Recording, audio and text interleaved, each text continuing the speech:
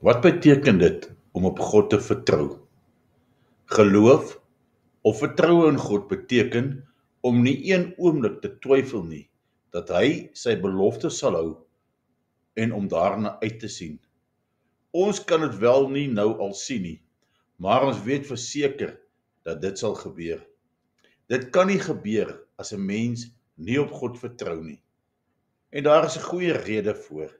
'n Mens sal God net soek en na hom toe gaan as jy oortuig is en vertrou dat hy daar is en dat hy mense wat na hom toe kom met oop arms ontvang. Omdat ons glo, weet ons dat God die wêreld gemaak het deur net te sê dat dit daar moet wees en dit was daar.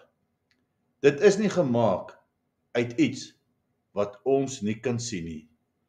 Hebreërs 13 vers 1 gee vir ons die definisie van geloof. In die 53 vertaling, die geloof dan is 'n vaste vertroue op die dinge wat ons hoop, 'n bewys van die dinge wat ons nie sien nie.